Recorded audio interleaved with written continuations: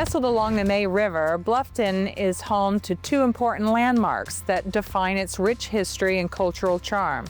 The Bluffton Oyster Company, the last hand-shucking oyster factory on the East Coast, and the Church of the Cross, a Gothic Revival structure that's breathtaking in beauty that's stood since 1857.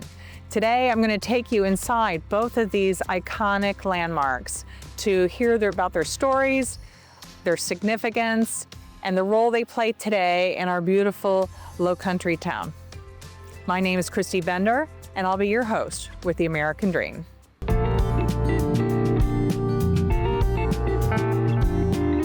We're here at the Bluffton Oyster Company with Mayor Larry Toomer, the owner and proprietor. Larry, tell us a little bit about the oyster factory and what its history means to you personally. Well, the history goes way back. There's been an oyster factory here for well over 100 years, probably 130 or more. There used to be a building here where we're standing that was destroyed in the 40s, the storm of the 40s. And then the existing building was built somewhere around the end of 1940. And the building that's here now was built on oyster shells that were discarded from the original operation, which used to sit on pilings right here where we are. Okay. That's where it started. Today we're still in operation. We're the only oyster shucking facility permitted in the state of South Carolina and have been for around 25, 26 years, somewhere along in there, where there used to be back in the day 30 or more up and down the Carolina coast. So you have a deep connection to the community. How would you say that the Bluffton Oyster Company has helped shape what Bluffton is today? Well, I mean, it's been very instrumental in the progression of Bluffton. The oyster factory has provided jobs and a way of life for, it's touched almost every person that's ever lived in Bluffton in the last 100+ years. It's been a staple or a major contributor to the town of Bluffton's success for longer than anything else, really. Well, the Bluffton residents sure are appreciative because we love your fresh seafood. Shall we go inside and take a look? Sure. Excellent, thank you.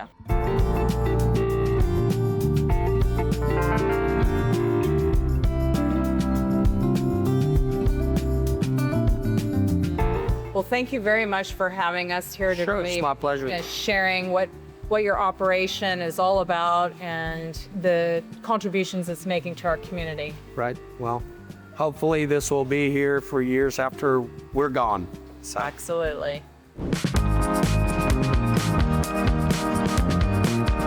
Hi, I'm here with Mr. Lee Watkins of the Church of the Cross. How are you doing today? Doing great. Excellent.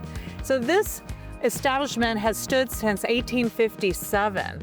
It's got quite a significant history. Can you share some of that with us? So the church, the folks of Bluffton started building the church in 1854. It was designed by an architect out of Charleston.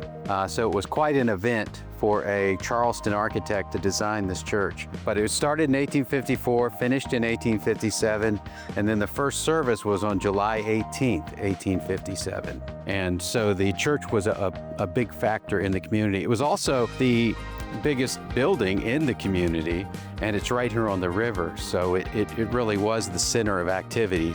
This structure has striking Gothic architecture. Can you share some of its unique features with us when we go inside? Yes. Let's take a look. The term nave comes from the Latin word navis, and it's where we get the word navy. A nave, if you look up in the ceiling, you see the unique beamwork. And if you were at a cathedral in Europe, you would see the beamwork in the cathedrals as well.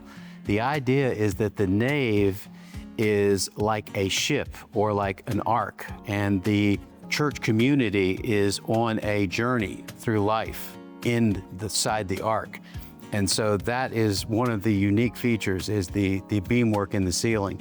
The other thing is, I pointed out the pointed arches. Because it's neo-Gothic, everything is a pointed arch. The folks who built the church built it for $5,000. So That was a lot of money back then, but still it wasn't enough to afford stained glass. So instead of stained glass, they have what's called rose glass. Okay. And the rose glass came from England. It's handmade, and it is still the original rose glass. This has been fascinating. Thank you, Mr. Watkins. We appreciate you and sharing what the Church of the Cross history represents in our community. I'm Christy Bender, your host. Thank you for joining me today in Bluffton, South Carolina, and learning more about our Lowcountry charms.